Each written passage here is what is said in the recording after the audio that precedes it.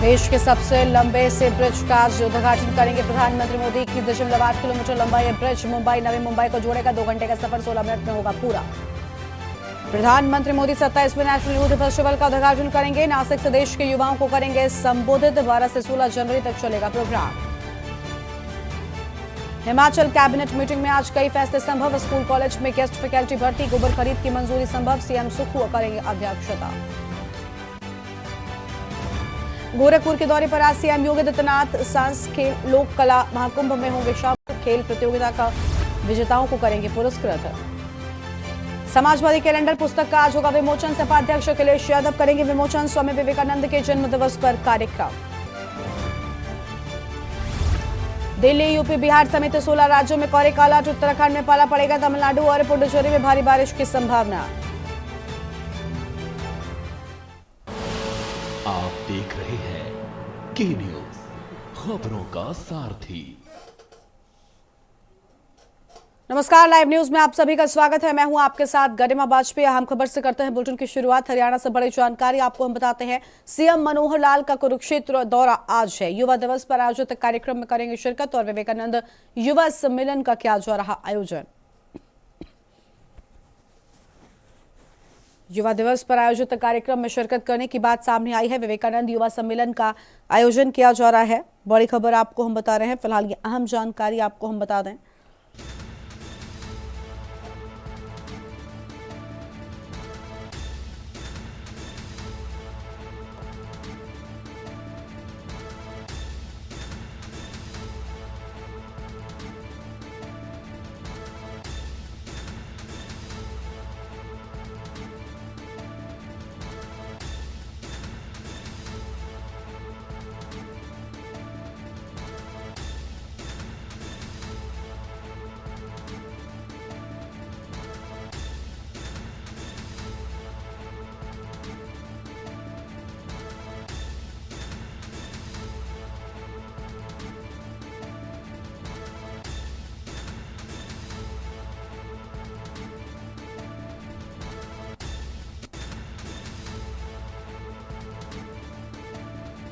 और ये बड़ी जानकारी आपको हम बता रहे हैं।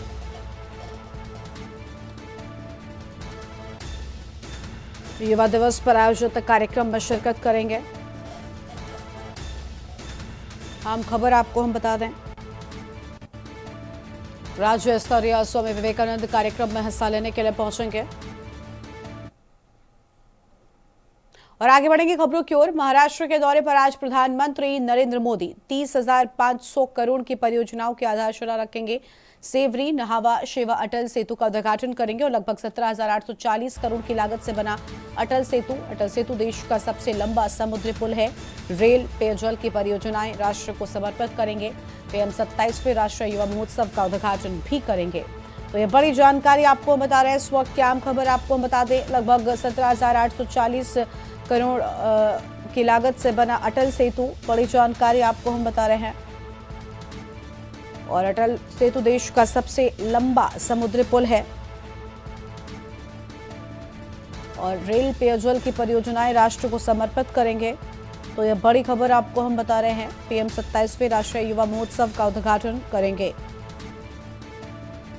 तो 27वें राष्ट्रीय युवा महोत्सव का उद्घाटन करेंगे। महाराष्ट्र के दौरे पर आज प्रधानमंत्री नरेंद्र मोदी का आज दौरा। और 30,500 करोड़ की परियोजनाओं का शिलान्यास की बात सामने आ रही है। सेवरी नहावा शेवा अटल सेतु का उद्घाटन भी करने वाले हैं प्रधानमंत्री। और 17,840 करोड़ की लागत से अटल सेतु बना है। और लगभग 17,840 करोड़ की लागत से बना अटल सेतु, ये बड़ी जानकारी आपको हम बता दें। और ये सीधी तस्वीर आपको हम नासिक से दिखा रहे हैं, जहां प्रधानमंत्री पहुंचे हुए हैं। और रोड शो की ये तस्वीरें आपकी टीवी स्क्रीन पर हैं।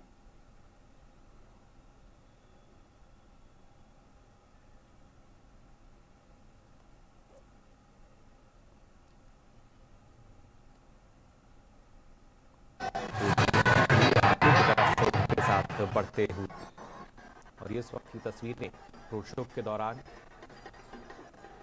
का हुजूम है वो यहाँ पर उमड़ता हुआ नजर आया। प्रधानमंत्री नरेंद्र मोदी को देखने के लिए प्रधानमंत्री महाराष्ट्र में करीब 30,500 करोड़ रुपए से अधिक विकास परियोजनाओं का आज उद्घाटन करेंगे, राष्ट्र को समर्पित करेंगे और इनकी आधारशिला रखेंगे। और इससे पहले नासिक में 27 युवा महोत्सव का उद्घाटन करेंगे और काफी संख्या में जो युवा हैं वो जा सकते हैं सड़क के अगर दोनों छोर की अगर बात की जाए किस तरीके से नरेंद्र मोदी के स्वागत के लिए वो वहां पहुंचे।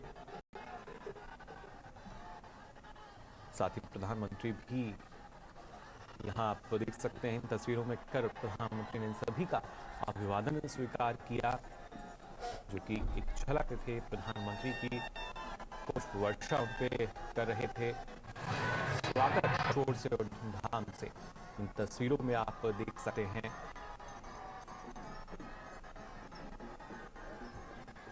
जब जनप्रिय नेता और विश्व नेता प्रधानमंत्री नरेंद्र मोदी नासिक पहुंचे और रोड शो के दौरान ये तस्वीरें खुद ही हकीकत बयां कर रही हैं किस तरीके से संचार करते हैं प्रधानमंत्री नरेंद्र मोदी जहां भी पहुंचते हैं और उत्साह। तो नासिक में प्रधानमंत्री मोदी के रोड शो की तस्वीरें नरेंद्र मोदी को देखने पहुंचे थे, इंतजार करने पहुंचे थे।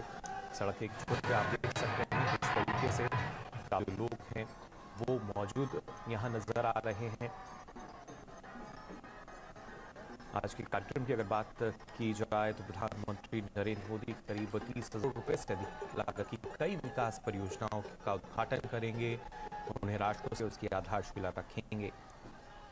इसमें खासतौर से जो काफी अहम है वो है जो भारत का सबसे लंबा पुल है नासिक की तस्वीरें आप देख सकते हैं किस तरीके से नगाड़ों की आवाज के बीच जो है वो है इस तरीके से उत्साह का माहौल, उत्सव का माहौल प्रधानमंत्री आने के लिए और सभी का अभिवादन स्वीकार करते हुए नरेंद्र मोदी।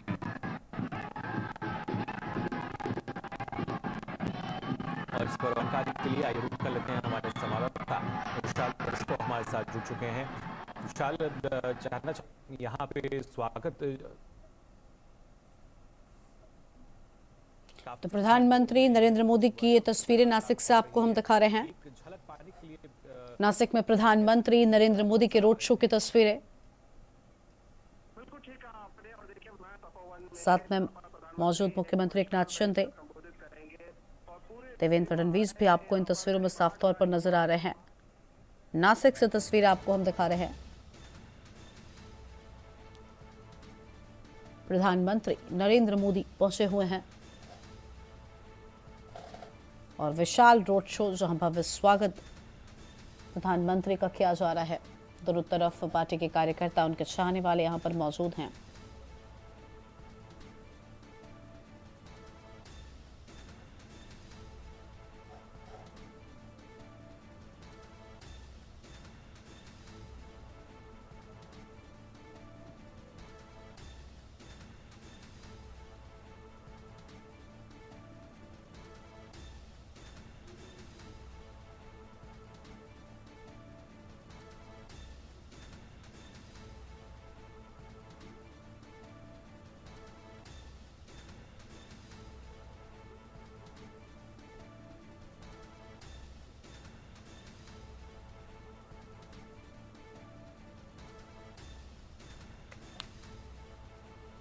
प्रधानमंत्री नरेंद्र मोदी के रोड शो की तस्वीर आपके टीवी स्क्रीन पर।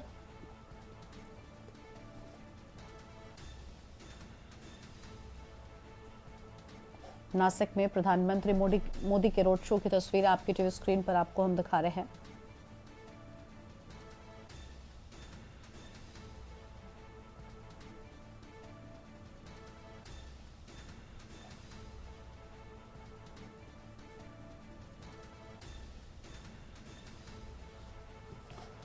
और नासिक से ये तस्वीरें जहां दोनों तरफ पार्टी के कार्यकर्ता मौजूद हैं इस विशाल रोड शो का हिस्सा बनते हुए, और भारी भीड़ लोगों की यहां पर उमड़ी हुई है। प्रधानमंत्री के आगमन को लेकर उत्साहित आम जनता नजर आ रही है।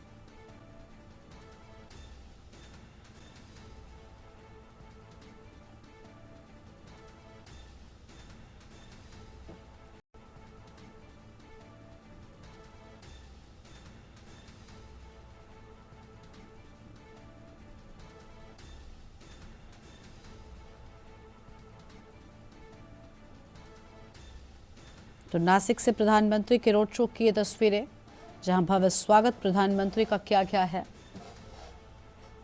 और प्रधानमंत्री मोदी के साथ में सीएम शिंदे और डिप्टी सीएम भी मौजूद हैं। तस्वीर आपके टीवी स्क्रीन पर आपको हम लगातार दिखा रहे हैं। नासिक के पंचवटी के अनुष्ठान की शुरुआत करेंगे प्रधानमंत्री।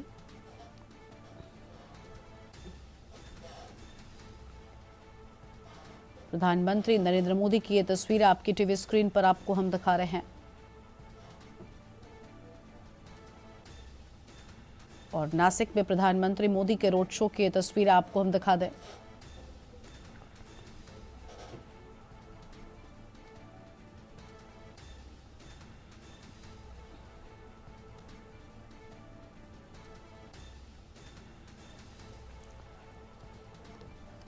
और इसी खबर पर बातचीत के लिए हमारे साथ हमारे संवाददाता जितेंद्र यादव जुड़ चुके हैं।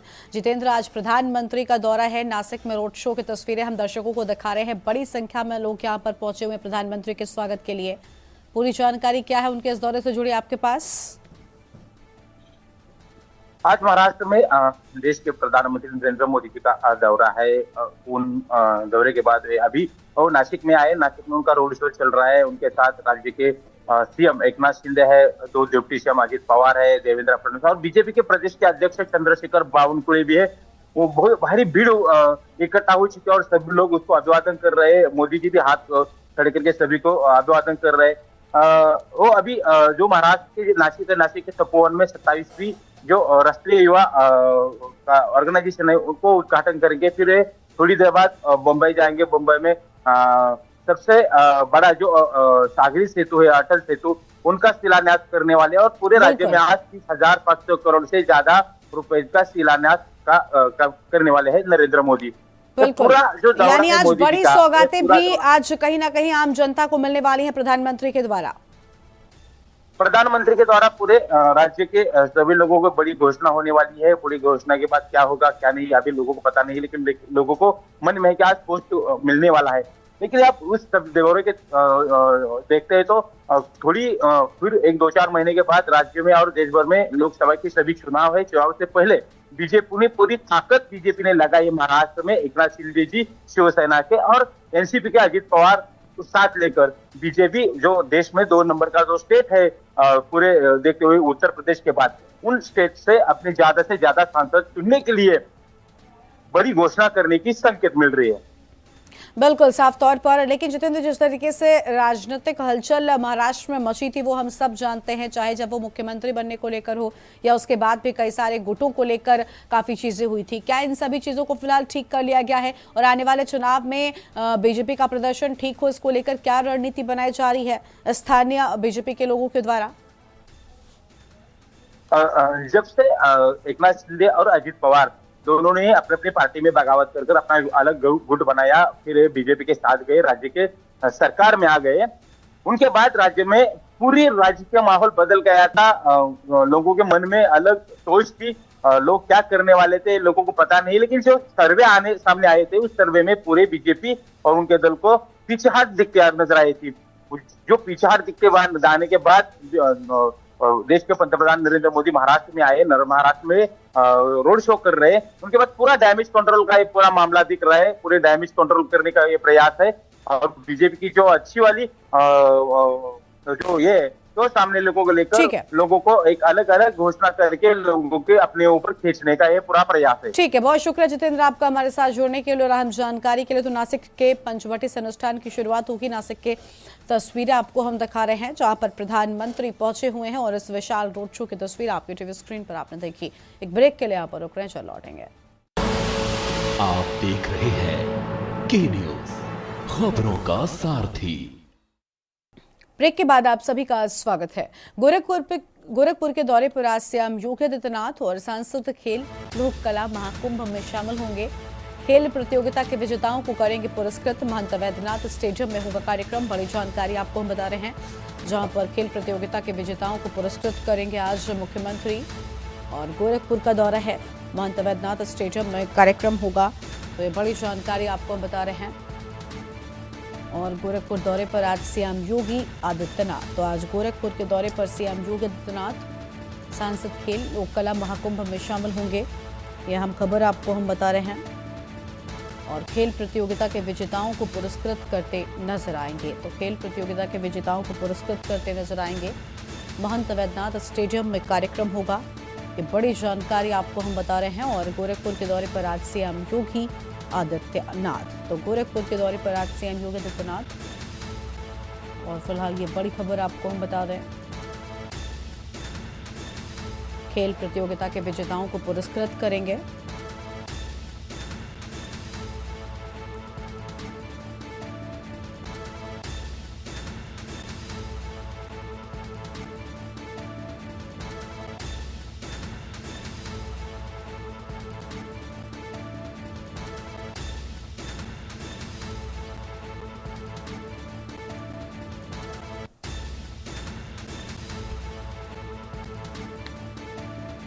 अहम खबर आपको हम बता रहे हैं।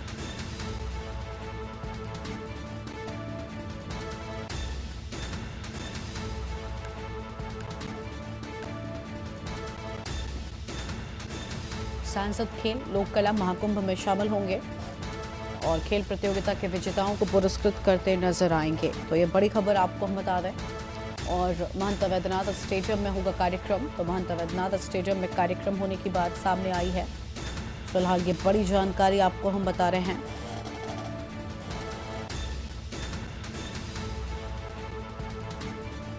सांसद खेल लोक कला महाकुंभ में कार्यक्रम, खेल प्रतियोगिताओं के विजेताओं को पुरस्कृत करते नजर आएंगे। महंत वैद्यनाथ स्टेडियम में कार्यक्रम होगा। और हमारे साथ में रामशंकर को जुड़ चुके हैं, हमारे संवाददाता है गोरखपुर से। रामशंकर, मुख्यमंत्री का दौरा है, क्या है उनके दौरे का पूरा शेड्यूल, पूरी जानकारी क्या है आपके पास? बिल्कुल गरिमा, देखिए सबसे पहले आपको बता दें कि उत्तर प्रदेश के मुख्यमंत्री योगी आदित्यनाथ आज अपने 4 दिवसीय दौरे पर गोरखपुर तकरीबन 2 बजे आएंगे। वहां से वो महंत दिग्विजयनाथ पार्क जाएंगे, जहां सांसद खेल स्पर्धा कार्यक्रम में वो शामिल होंगे और प्रतिभागियों को वो सम्मान भी वितरित करेंगे। साथ ही वहां जनता को भी संबोधित करेंगे। उसके बाद वो मंदिर में विश्राम करेंगे और कल गोरखपुर महोत्सव के समापन कार्यक्रम में भी हिस्सा लेंगे। साथ ही साथ आपको बता दें, गोरखनाथ मंदिर में एक बड़ा ही भव्य और बड़ा ही प्रदर्शनी मेला लगाया जाता है, जिसको खिचड़ी का मेला कहा जाता है। महाराज जी उसे हर साल जो है बहुत ही पूजनीय तरीके से उस पर पूजा पाठ करके सबसे पहले खिचड़ी चढ़ाते हैं, उसके बाद ही वहां पर कोई खिचड़ी चढ़ाने का काम करता है। तो उसमें भी वो शामिल होंगे और पूजा पाठ के जरिए वो 14 तारीख को पूरा सहन से जो है खिचड़ी का त्योहार मनाएंगे। साथ ही आपको बता दें कि 15 तारीख को वो यहाँ से सीधे अयोध्या जाएंगे। और इस बीच में हो सकता है कि चूंकि शेड्यूल काफी है, लेकिन इसके बाद भी जनता दरबार लगाकर वो लोगों से मिल सकते हैं। चूंकि महाराज जी का ये गिरिज जनपद है, इसलिए वो ज्यादा से ज्यादा कोशिश करते हैं कि वो जनता से रूबरू हो सके और लोगों से मिल सकें, ताकि लोगों की समस्या जान सकें और लोगों के बीच में वो अपनी एक अलग छवि। ठीक है, बहुत शुक्रिया आपका रामशंकर, हमारे साथ जुड़ने के लिए और अहम जानकारी साझा करने के लिए। तो सांसद खेल और लोक कला महाकुंभ में शामिल होंगे, बड़ी जानकारी आपको हम बता रहे हैं। और गोरखपुर के दौरे पर आज सीएम योगी आदित्यनाथ। और एक ब्रेक के लिए यहाँ पर रुकते हैं, जल्द लौटेंगे। आप देख रहे हैं के न्यूज, खबरों का सारथी। से खबर आपको हम बताते हैं, रामलला के प्राण प्रतिष्ठा में 11 दिन शेष बचे हैं। प्रधानमंत्री मोदी का विशेष अनुष्ठान आज से शुरू। जनता से प्रधानमंत्री मोदी ने मांगा आशीर्वाद, कहा कि मेरा सौभाग्य कि मैं इस पुण्य अवसर का साक्षी बनूंगा। अपनी भावनाओं को शब्दों में कह पाना मेरे लिए बहुत मुश्किल है। ये बड़ी खबर आपको हम बता रहे हैं, जनता से प्रधानमंत्री मोदी ने आशीर्वाद मांगा है। फिलहाल ये अहम जानकारी आपको हम बता दें। और कहा कि मेरा सौभाग्य है कि मैं इस पुण्य अवसर का साक्षी बनूंगा। प्रधानमंत्री की ओर से अहम बातें कही गई हैं और प्रधानमंत्री मोदी का विशेष अनुष्ठान आज से शुरू हो जाएगा।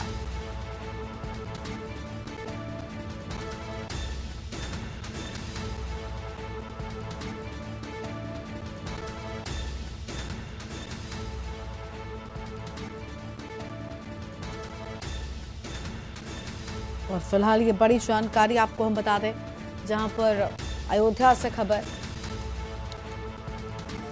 प्रधानमंत्री ने अपनी अहम बातें कही है और कहा कि मेरे लिए इन भावनाओं को शब्दों में कह पाना बहुत मुश्किल है।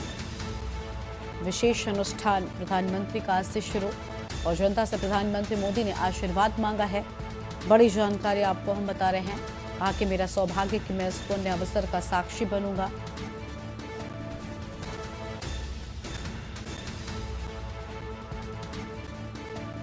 और फिलहाल ये बड़ी खबर आपको हम बता दें, जनता से प्रधानमंत्री मोदी ने आशीर्वाद भी मांगा है।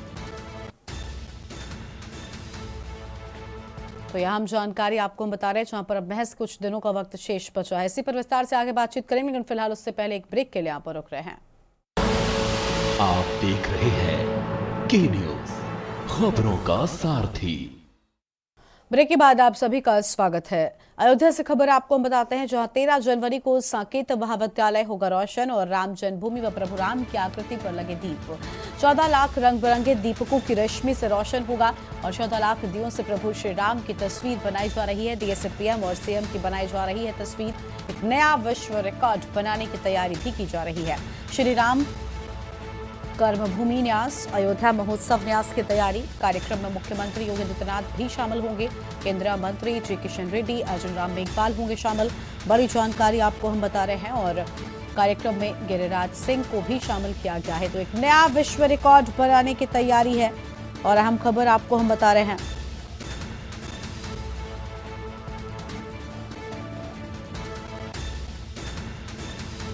और इसी खबर पर बातचीत के लिए हमारे साथ हमारे संवाददाता आरपी सिंह जुड़ चुके हैं। आरपी, बहुत कम वक्त शेष बचा है और सभी तैयारियां लगभग पूरी हो चुकी हैं, लेकिन इस मौके को एक खास तौर पर बनाने की तैयारी है। बताया जा रहा है कि दियों से अयोध्या नगरी जगमग करती हुई दिखाई देने वाली है। जी, आपको बताना चाहेंगे, राम नगरी अयोध्या जो है जैसे जैसे पांव बैठा नदी का तेज है, क्योंकि उन्होंने भगवान राम का 500 बरसों की लोगों की तपस्या है। तो सूबे के मुखिया योगी आदित्यनाथ ने पहले ही कह दिया है कि यही नहीं, पूरा भारत जो है जश्न मनाएगा, पूरा भारत जो है दीप महोत्सव में शामिल होगा।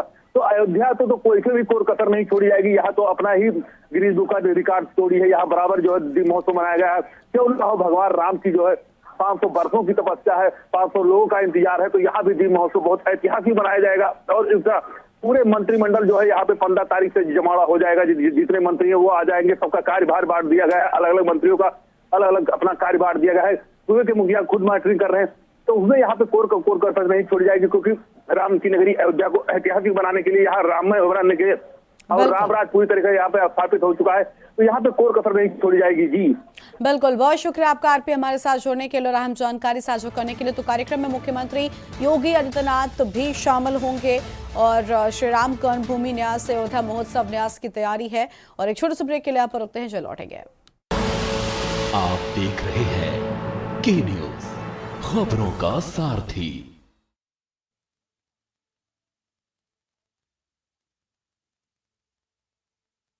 कुम्हारों के चेहरे, रायबरेली में मिले लाखों दियों के ऑर्डर। कुम्हारों को 1 लाख दियों के ऑर्डर मिले हैं। बड़ी जानकारी आपको हम बता रहे हैं, जहां पर लाखों दियों के ऑर्डर मिलने के बाद कुम्हारों के चेहरे खिले हुए हैं।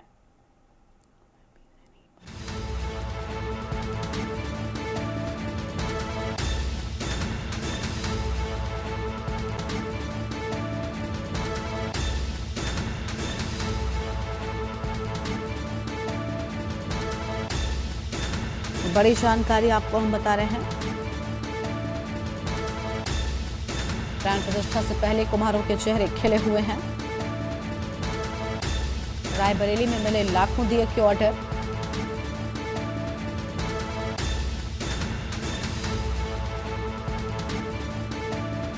और अयोध्या में भगवान श्री राम की प्राण प्रतिष्ठा को लेकर कुम्हारों को दियों के ऑर्डर दिए गए हैं और प्राण प्रतिष्ठा से पहले कुम्हारों के चेहरे खिले हुए नजर आ रहे हैं। रायबरेली में लाखों दियों के ऑर्डर कुम्हारों को मिले हैं और 1 लाख दियों का ऑर्डर कुम्हारों को दिया गया है।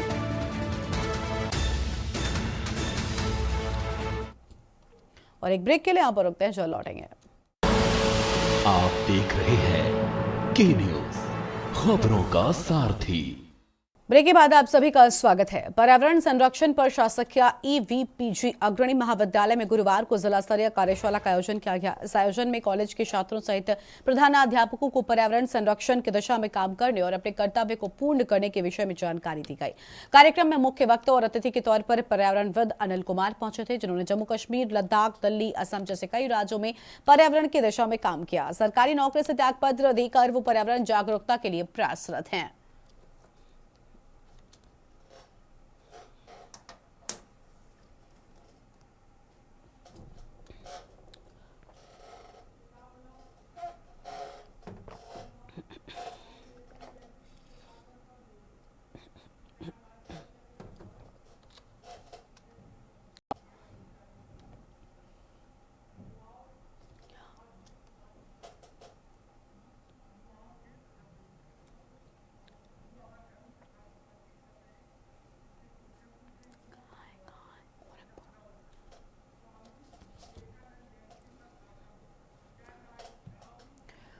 और अब सीधा आपको हम लखनऊ से तस्वीर दिखाते हैं, जहां पर स्वामी विवेकानंद की जयंती के मौके पर आज विशेष कार्यक्रम का आयोजन, जहां मुख्यमंत्री पहुंचे हुए हैं और युवाओं से बातचीत करते हुए नजर आ रहे हैं। शिक्षा को आज पूरा देश युवा महोत्सव जयंती के अवसर पर मना रहा है। स्वामी विवेकानंद का जो जन्म है, आप देखिए उस कालखंड को पहले उन्होंने 1863 में उनका जन्म होता है और 1902 में वे इस धराधाम पे नहीं रहे। केवल 39 इयर्स की आयु थी उनकी, लेकिन इन 39 वर्षों में उन्होंने न केवल भारतवासियों को बल्कि पूरी दुनिया को एक नई राह दिखाई। स्वामी विवेकानंद ने जो एक प्रेरणा दी युवाओं को, उठो, जागो और अपने ध्येय की प्राप्ति करने के लिए निरंतर प्रयास करो। हम सभी युवाओं को इस बात को ध्यान में रखना चाहिए कि हर राह एक मंजिल पे पहुंचता है, लेकिन मंजिल हमारी क्या है, लक्ष्य हमारा क्या है, यह पहले तय करना और फिर उस लक्ष्य तक पहुंचने के लिए सही मार्ग को चुनना। और जब एक बार मार्ग चुन लिया तो बिना किसी की परवाह किए बगैर उस पे सरपट दौड़ पड़ो, अवश्य मंजिल प्राप्त होगी, लक्ष्य पे अवश्य प्राप्त होगी। और स्वामी विवेकानंद का यही संदेश है। अक्सर होता क्या है हमारे जीवन में, हम लोग संकोच करते हैं अपनी बात को कहने के लिए। हमें भय इस बात का होता है कि मैं गलती कर लूंगा, लोग मुझ पे हंसेंगे। लेकिन याद रखना, बुद्ध ने भी एक बात कही थी, महात्मा बुद्ध ने एक बात कही थी हम सबसे, कि सबसे पहले क्या हम समस्या को समझें, पहले उसको स्वीकारें। समस्या है तो समस्या जब हम स्वीकार कर लिए तो अब हमने क्या करना है कि हमने पहले इसको स्वीकार किया कि ये समस्या है, लेकिन समस्या का समाधान भी होगा, उसके समाधान के रास्तों को ढूंढना और फिर उसके अंतिम निष्कर्ष पर पहुंच जाना। ये मार्ग वही है जो चाहे वो महात्मा बुद्ध के मुंह से कहे गए हो, चाहे स्वामी विवेकानंद जी के मुंह से कहे गए हो, और चाहे वह आप आज भी अपने कॉलेजेस में, विश्वविद्यालय में जब अपने प्रोफेसर के सामने कोई प्रश्न रखते होंगे तो सबसे पहले तो आपने समस्या को स्वीकारा, फिर समस्या के समाधान का एक रास्ता उनसे पूछा, और जब वह उसका समाधान का रास्ता बताते हैं तो आपके मन के अंदर जो एक दुविधा होती है उसका निवारण अपने आप ही उसके माध्यम से हो जाता है। यानी समाधान का रास्ता आपको निवारण तक स्वयं पहुंचा देता है। और स्वामी विवेकानंद ने हम सबके मन की इस दुविधा को दूर किया था कि वैश्विक मंच पर जाकर के हम लोग हीन भावना से ग्रसित हैं। देखिए, मैंने अभी पिछले दिनों उच्चतम न्यायालय की एक महिला अधिवक्ता का एक वक्तव्य पढ़ा और बहुत अच्छा वक्तव्य उन्होंने दिया था। भारत की सुप्रीम कोर्ट की अधिवक्ता है, महिला है और मुस्लिम समुदाय से संबंधित है। उन्होंने एक बात कही, उन्होंने कहा कि हम सबका धर्म सनातन धर्म है, लेकिन एक मुस्लिम होने के नाते मेरा मजहब इस्लाम है। स्वामी विवेकानंद ने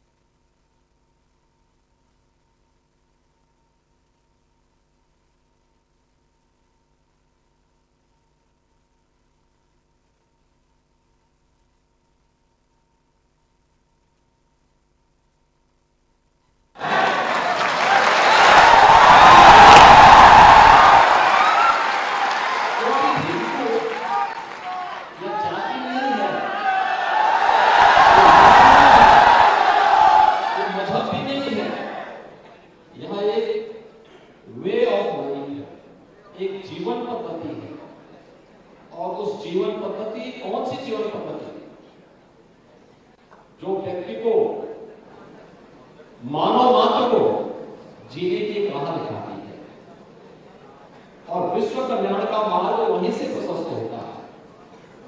और जब भी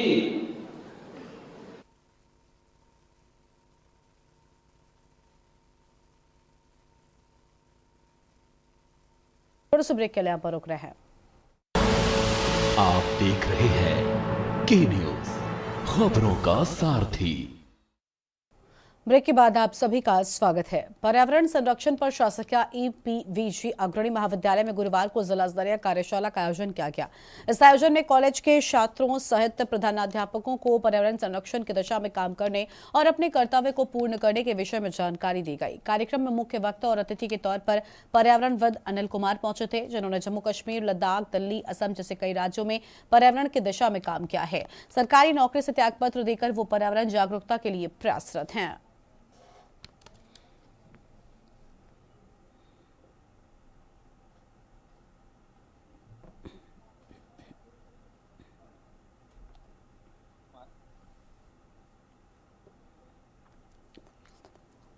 मैं डॉक्टर अनिल कुमार पर्यावरण संरक्षण गतिविधि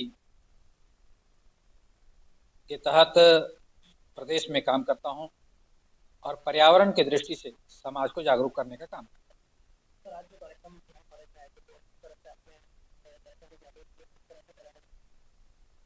हमारा 3P मॉडल है, पेड़ लगाना है, पानी बचाना है, पॉलिथीन हटाना है। और इससे जो हमारे सामने चैलेंजेस हैं पर्यावरण को संबंधित, पेड़ अगर नहीं रहे या उसका संरक्षण नहीं हुआ तो हमारी सांसें बंद हो जाएंगी। अगर पानी नहीं बचा तो हम जी नहीं पाएंगे। और पॉलिथीन जो एक तरह से हमारे लिए सबसे बड़ा चैलेंज है हर प्रकार की बीमारियों का, और सिर्फ बीमारियां ही नहीं तो कैंसर जैसे बड़ी बड़ी भयानक बीमारियां भी पॉलिथीन से हो सकती हैं, उसमें खाने पीने से हो सकती हैं। इसलिए पॉलिथीन को ना कहें, पॉलिथीन में खाने पीने और हर प्रकार की रोजमर्रा की जो चीजें हैं उससे हम बचें। तो पॉलिथीन मुक्त अपना घर हो, और अपना घर हरा भरा कैसे बना सकते हैं, पर्यावरण युक्त कैसे बना सकते हैं, इसी संदेश को देते हुए आज एक छोटी सी संगोष्ठी इंदिरा विश्वविद्यालय महाविद्यालय जो कोरबा में है, उसमें एक छोटा सा प्रोग्राम पर्यावरण के जागरूकता अभियान के नाते रखा गया था।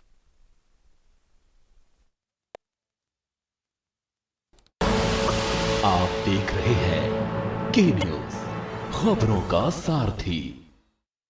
ब्रेक के बाद आप सभी का स्वागत है। राम मंदिर के प्राण प्रतिष्ठा के लिए जहां पूरे देश भर में धूम और उत्साह का माहौल नजर आ रहा है, तो वहीं माता कौशल्या का मायका यानी राम जी के ननिहाल में भी एक अलग उत्साह देखने को मिल रहा है। यहां पहले प्राण प्रतिष्ठा के लिए छत्तीसगढ़ के चावल भेजे गए और उसके बाद अब डॉक्टर की टीम वहां पर सेवाएं देंगी। वहीं स्वास्थ्य मंत्री श्याम बिहारी जायसवाल हरी झंडी दिखाकर रवाना किया और राम के ननिहाल से 50 डॉक्टरों की टीम भगवान श्री राम के मंदिर के प्राण प्रतिष्ठा में चिकित्सा सेवा प्रदान करेगी।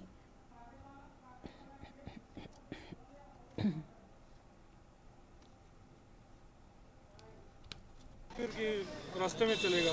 नहीं, इसमें अयोध्या में ही कार सेवा पूरा हमारे को स्थान मिला है, जहाँ पर वीआईपी जितने भी आएंगे और संत महापुरुष उन लोग सब रहेंगे, जो पब्लिक रहेंगे उन लोग सब के लिए एक अभी 50 टीम जा रही है जो रायपुर की तरफ से, और पूरे हमारे जितने सेंटर हैं, हमारे करीब 10 सेंटर है पूरे ऑल ओवर इंडिया में और ओवरसीज में भी।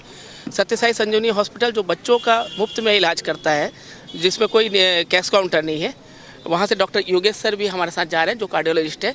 वहाँ स्पेशल कार्डियोलॉजिस्ट और फिजिशियन वगैरह सब जाएंगे। छत्तीसगढ़ में उत्साह का माहौल है। वैसे तो पूरे भारतवर्ष में 22 तारीख का दिन का इंतजार बेसब्री से एक एक जनता कर रही है, क्योंकि भगवान श्री राम न केवल भारत के अपितु पूरे विश्व के सर्वमान्य आराध्य देव हैं, भारत की पहचान है। भारत की संस्कृति और भारत का इतिहास जब हम देखेंगे तो कहीं न कहीं भगवान श्री राम जी के इर्द गिर्द घूमता है। और अगली खबर सिरसा से है, जहां शिवरात्रि के उपलक्ष्य में 25 फरवरी से 2 मार्च तक शिव पुराण कथा होगी। कथावाचक आध्यात्मिक गुरु प्रदीप मिश्रा श्री बाबा ताराजी कुटिया में शिव पुराण कथा करेंगे। वहीं सिरसा विधायक पूर्व गृह राज्य मंत्री एवं हलोपा सुप्रीमो गोपाल कांडा के अनुज वरिष्ठ भाजपा नेता व श्री बाबा ताराजी कुटिया के मुख्य सेवक गोविंद कांडा ने कहा कि शिवरात्रि के उपलक्ष्य में श्री बाबा ताराजी कुटिया परिसर में 25 फरवरी से 2 मार्च में प्रतिदिन दोपहर 2 बजे से शाम 6 बजे तक सीहोर वाले कथावाचक आध्यात्मिक गुरु प्रदीप मिश्रा जी महाराज शिव पुराण कथा करेंगे।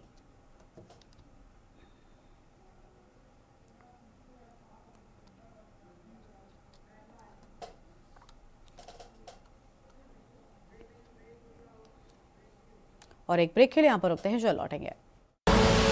आप देख रहे हैं के न्यूज, खबरों का सारथी।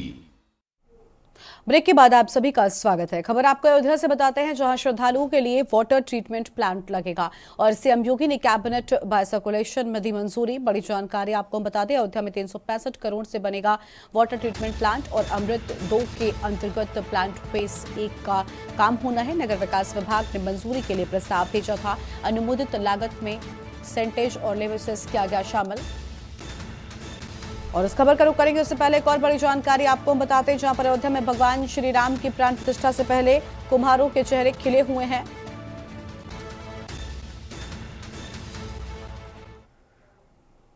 और अगली खबर आपको हम आगरा से बताते हैं, जहां करोड़ों की जमीन कब्जाने का मामला सामने आया है। हाई प्रोफाइल मामले में हुई एक गिरफ्तारी।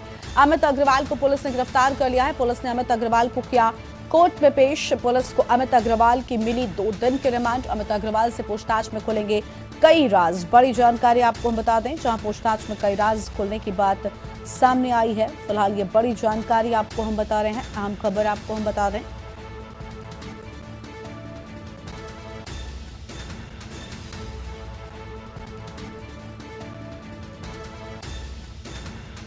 अमित अग्रवाल से पूछताछ में कई राज खुलेंगे।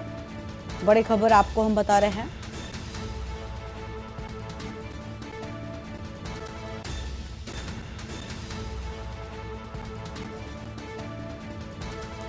और यह अहम जानकारी आपको हम बता दें, जहां पर कई और पुलिसकर्मी भी मुकदमे में नामजद।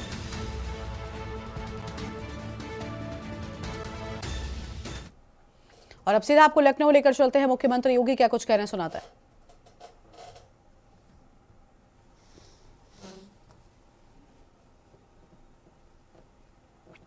कौन कौन सी स्कीम है जिसका लाभ हमारा युवा ले सकता है। जैसे पीएम स्टार्टअप की स्कीम है, पीएम स्टैंड अप की स्कीम है, अब इनमें से किसी युवा को अपना स्टार्टअप स्थापित करना है, उसके बाद पूंजी की कमी है, कौन सी ऐसी स्कीम हो सकती है जो उसमें सहायक हो सकती है? उसके लिए पीएम मुद्रा की योजना उसके लिए एक सहायक हो सकती है, उसके लिए सहयोगी बन सकती है, लेकिन उसको जानकारी नहीं। इसलिए इन सभी स्कीम को इसके साथ जोड़ने का कार्यक्रम, तो इसमें अवेयरनेस की आवश्यकता, और युवक मंगल दल और महिला मंगल दल ग्रामीण क्षेत्र में खेलकूद की गतिविधियों का हो, स्वच्छता के कार्यक्रम का हो, या ग्रामीण क्षेत्र में शासन की विभिन्न योजनाओं को पात्रता के अनुसार हर तबके के लोगों को प्राप्त हो सके, इसके बारे में अवेयरनेस के लिए एक बहुत अच्छा माध्यम, एक अच्छा प्लेटफॉर्म खड़ा कर सकता है। और युवक मंगल दल ने इस दिशा में एक अच्छा प्रयास किया है, गांव के अंदर सौहार्द बनाने में, गांव के लोग मिल करके राष्ट्रपिता महात्मा गांधी के ग्राम स्वराज के सपने को साकार बनाने में अपने एक सकारात्मक ऊर्जा का उपयोग कर सकेंगे। इसमें एक बड़ी भूमिका का निर्वहन आप लोग कर सकते हैं। और इसी दिशा में युवा कल्याण विभाग ये प्रयास कर रहा है, स्पोर्ट्स किट, इसी के माध्यम से एक स्वस्थ प्रतिस्पर्धा हो, लेग पुलिंग नहीं, गलत और नकारात्मक प्रवृत्ति है। लेकिन जब हम खेलते हैं आपस में, स्पोर्ट्स के मैदान में दो टीमें आती हैं, एक स्वस्थ प्रतिस्पर्धा होती है। जब हम गांव में कोई कंपटीशन विकास के लिए करते हैं तो एक स्वस्थ प्रतिस्पर्धा होती है। जब स्कूली छात्र अपनी क्लास में बैठ करके एक साथ पढ़ते हैं और उसके बाद जब उनको अंक दिए जाते हैं बिना किसी भेदभाव के, वह एक स्वस्थ प्रतिस्पर्धा हुई। उस स्वस्थ प्रतिस्पर्धा के माध्यम से जब कोई व्यक्ति आगे बढ़ता है तो वह एक उज्जवल भविष्य की ओर अग्रसर होकर के एक लंबे समय तक स्वयं के लिए भी, समाज के लिए भी और देश के लिए भी उपयोगी हो सकता है। और युवक मंगल दल और महिला मंगल दल को हम इसी रूप में लेने का प्रयास कर रहे हैं। धन्यवाद। इसी कड़ी में अपना वक्तव्य रखने के लिए सुश्री लवली सक्सेना जी से अनुरोध करता हूँ, क्योंकि आप माइक नहीं बोलेंगे। धन्यवाद सर। आदरणीय मुख्यमंत्री जी प्रणाम। मैं लवली सक्सेना, अध्यक्ष महिला मंगल दल जनपद शाहजहांपुर से। महोदय, हम सभी अखबारों में पढ़ते हैं कि उत्तर प्रदेश में आपकी वजह से करोड़ों अरबों का औद्योगिक निवेश हुआ है। उत्तर प्रदेश में औद्योगिक क्रांति आ रही है, इस सफर में युवाओं की क्या भूमिका रहेगी? लवली जी, मैं आपको धन्यवाद दूंगा कि महिला मंगल दल से जुड़े होने के बावजूद भी आपको उत्तर प्रदेश के अंदर निवेश के बारे में भी आपकी बहुत अच्छी सोच है। जब कानून व्यवस्था का प्रश्न उठा था उत्तर प्रदेश के बारे में, तभी मैंने इस बारे में कहा था कि उत्तर प्रदेश की कानून व्यवस्था ने उत्तर प्रदेश के परसेप्शन को बदला है।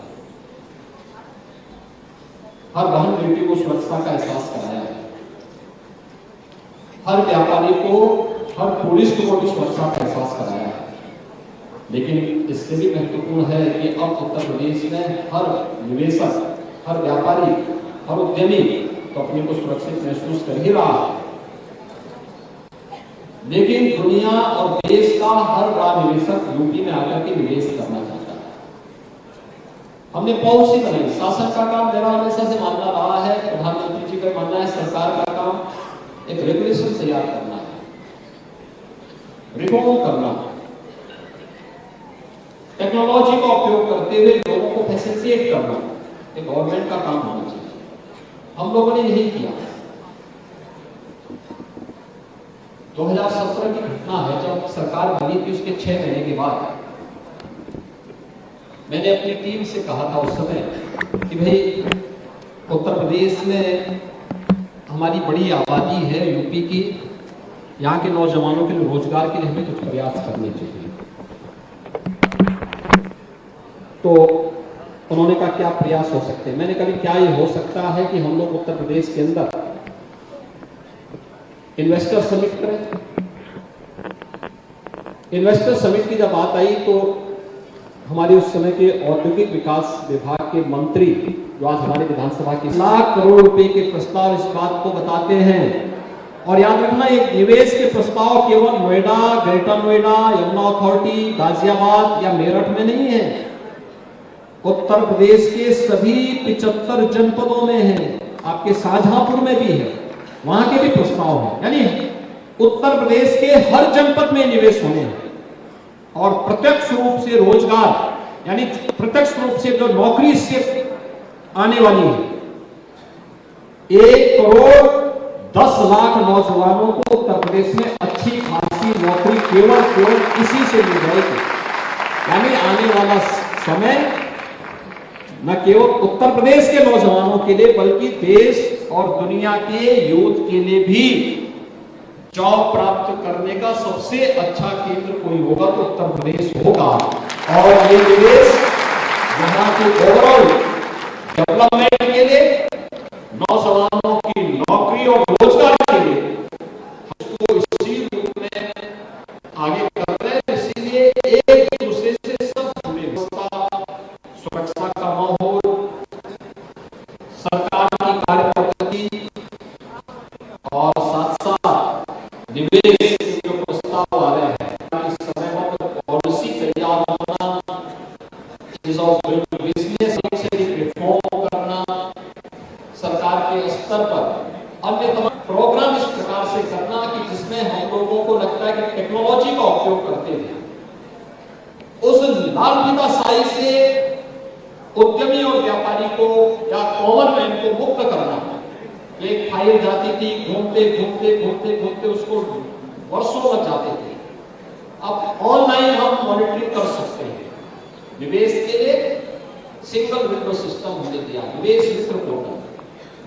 किसी ने हमारे साथ एमओयू किया है कि मैं इतने करोड़ रुपए का निवेश करना चाहता हूं, एमओयू होने के साथ ही हमारा पोर्टल उसकी मॉनिटरिंग करने लग जाए।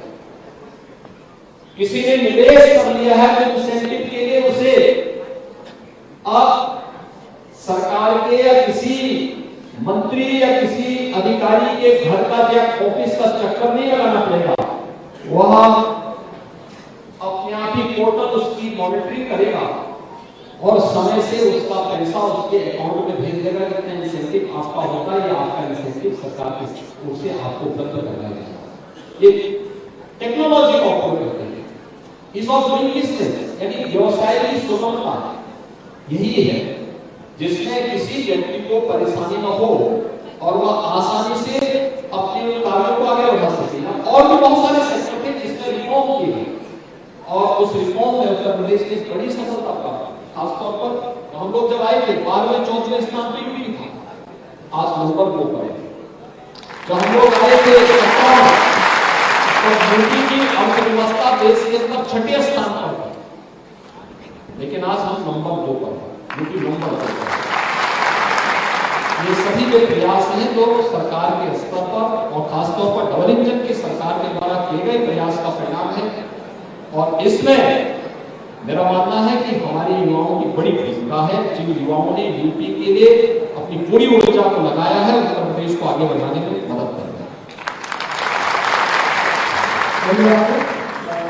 अगले प्रश्न अपनी बात रखने के लिए मैं श्री बुद्धप्रिय कुशवाहा जी से अनुरोध करता हूँ, कृपया माइक उनको पास करें। श्री बुद्धप्रिय कुशवाहा जी। आदरणीय मुख्यमंत्री जी को मेरा सादर प्रणाम।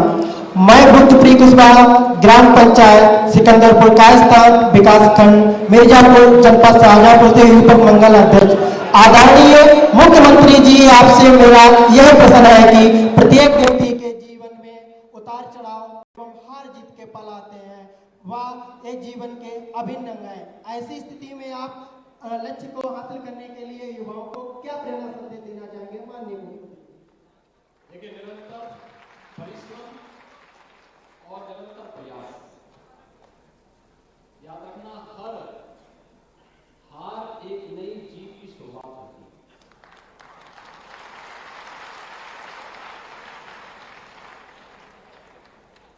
हार व्यक्ति की विफलता नहीं है, उसके लिए एक नई शुरुआत होती है।